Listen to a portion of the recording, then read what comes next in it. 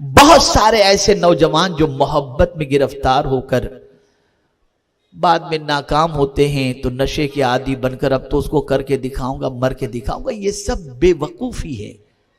جس کی محبت میں آپ ناکام ہوئے ہو اس کی تو آپ کو فکر ہے، لیکن جو ماں آپ کو گود میں پالی ہے اس کا فکر نہیں ہے.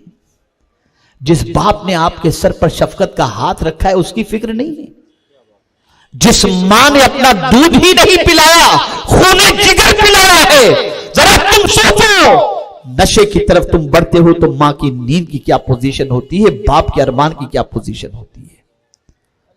اس لیے خبردار، ایسی حماقت مت کرنا. تو پہلی چیز ناکامی ہے. دوسری چیز،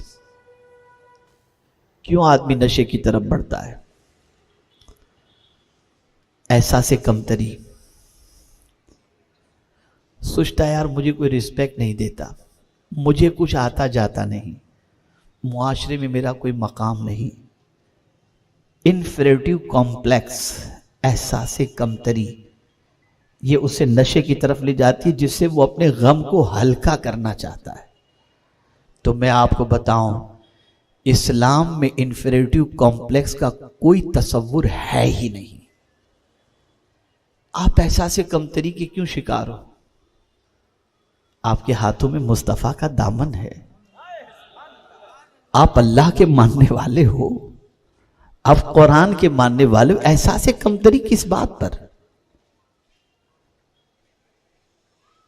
اسی لیے پیغمبر رحمت صلی اللہ تعالی علیہ وسلم نے فرمایا، ڈپریشن سے نکلنے کے لیے جو دستور عطا فرمایا، پوری دنیا کا مسلمان اگر اس دستور کو اپنا لے کبھی ڈپریشن کا شکار نہیں ہو سکتا. رحمت عالم صلی اللہ علیہ وسلم نے فرمایا، دنیا کے معاملے میں اپنے سے نیچے کو دیکھو اور دین کے معاملے میں اپنے سے اونچے کو دیکھو. ہمارا حال یہ ہوا کہ دنیا کے معاملے میں اپنے سے اونچے کو دیکھ رہے ہیں تو میرے پاس تو کچھ بھی نہیں ہے، اور دین کے معاملے میں اپنے سے نیچے کو دیکھ رہے ہیں کہ اس سے تو میں بہتر ہوں.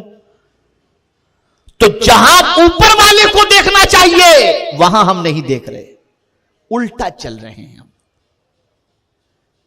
غالباً شیخ سعدی شیرازی رحمت اللہ تعالی علیہ کا واقعہ تھا. عید کا دن تھا، پیر میں چپل نہیں تھے، مسجد تشریف لے گئے. احساس تھا کہ چپل نہیں ہے.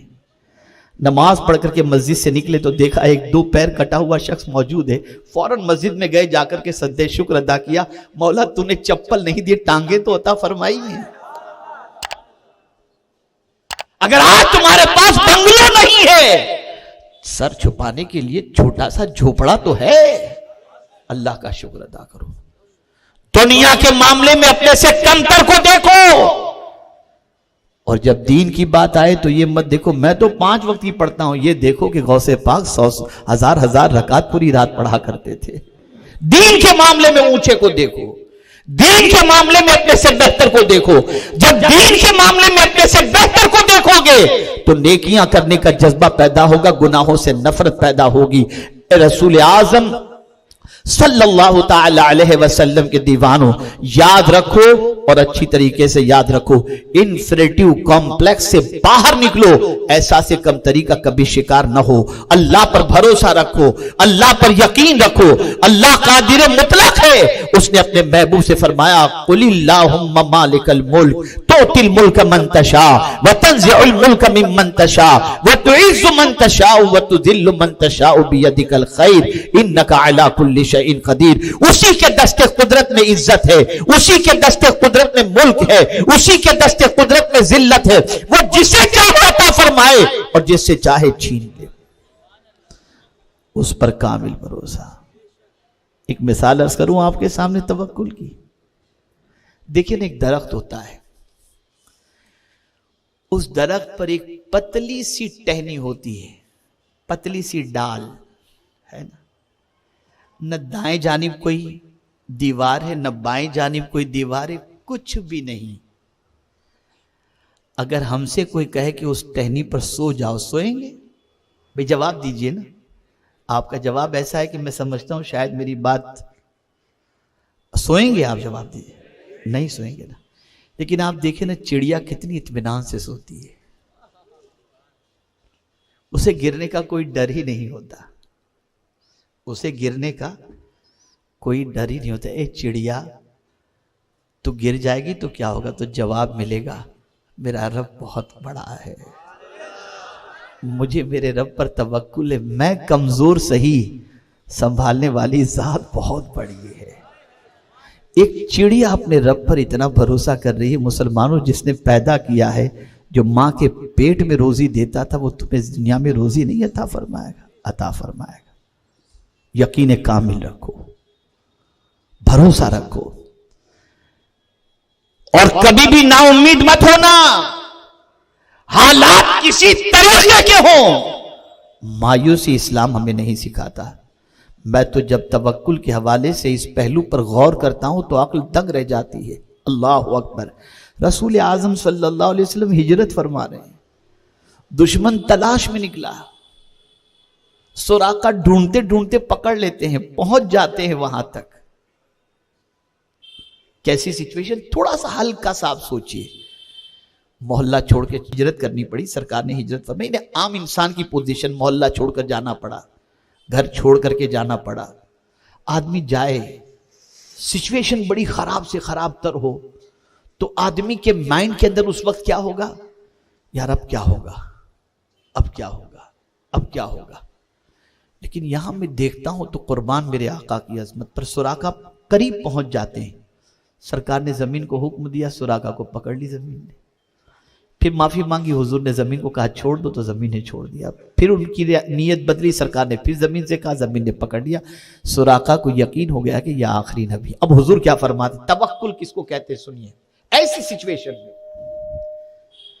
ارشاد فرماتے، سراقہ وہ وقت کیسا ہوگا جب تمہارے ہاتھوں میں کسرا کے کنگن پہنائے جائیں گے. دو سپر پاور زیر نگی ہو جائے گی. ہجرت کہتے وقت میرے رب پر میرے آقا کو کتنا بھروسہ تھا کہ یہ جملہ ارشاد فرماتے نظر آ رہے ہیں. پتا چلا حالات کیسے ہی کیوں نہ ہوں، رب پر بھروسہ کامل رکھو. وہ قادر مطلق ہے، وہ پالنہار حقیقی ہے، وہ معبود برحق ہے. وہ اپنے بندوں کو پیدا کر کے کسی اور کے سپرد نہیں کرتا. وہ یہی کہتا ہے الحمدللہ رب العالمین. وہی پالنے والا ہے، وہی حفاظت کرنے والا ہے. توکل رکھو. تو وہ لوگ جو احساس کمتری کے شکار ہو کر، مایوس ہو کر نشے کی طرف بڑھتے، چھوڑ دو اس کو، اللہ پر توکل رکھو. تیسرا سبب کیا ہوتا ہے؟ غلط صحبت. بروں کی صحبت کی بنیاد پر یہ کیفیت پیدا ہوتی ہے کہ آدمی نشے کا عادی بن جاتا ہے. برے کی صحبت. قرآن نے اسی لیے منع کیا کہ بروں کی صحبت میں مت بیٹھو. قرآن کہتا ہے یا ایھا الذین آمنوا اتقوا اللہ وکونوا مع الصادقین. اے ایمان والو، اللہ سے ڈرو اور سچوں کے ساتھ ہو جاؤ، اچھوں کی سنگت اختیار کرو. مجھے یہاں پر مولا علی کرم اللہ تعالی وجہہ الکریم کا ایک قول یاد آتا ہے. ہمارے بہت سارے یوتھ، بہت سارے نوجوان، بہت سارے اسٹوڈنٹس یہ کہتے مولانا ہمیں کوئی فرق نہیں پڑتا، ہم تھوڑی اس کے جیسے بنتے، بس دوست تھے، خالی چائے پانی پی لیتے ہیں، تھوڑی شراب پیتے ہیں اس کے ساتھ، تھوڑی سگریٹ پیتے ہیں، تھوڑی نشہ کرتے ہیں. اب مولا علی کا قول، وہ مولا علی جن کے حکمت بھرے جملوں کی دنیا آج بھی تعریف بھی کرتی ہے اور دنیا اس کو حکمت بھرے قول کے اعتبار سے دیکھتی بھی ہے. اب سنیے، مولا علی کرم اللہ تعالی وجہہ الکریم سے کسی نے پوچھا کہ کیا بروں کی صحبت کا اثر ہوتا ہے؟ اب جواب سنیے. ارشاد فرماتے ہیں برے کی صحبت کوئلے کی طرح ہے کہ کوئلہ گرم ہو تو ہاتھ جلا دیتا ہے اور ٹھنڈا ہو تو ہاتھ کالا کر دیتا ہے. اگر تم برے کی صحبت میں بیٹھو گے اس کے جیسے نہ بھی بنو، سوچ اس کے جیسی بن جائے گی. اس لیے کہ کوئلہ کبھی آپ کے ہاتھ میں سفیدی نہیں لائے گا، وہ کالا ضرور کرے گا، یا جلائے گا یا کالا کرے گا. تو برے کی صحبت یہ ہوتی ہے.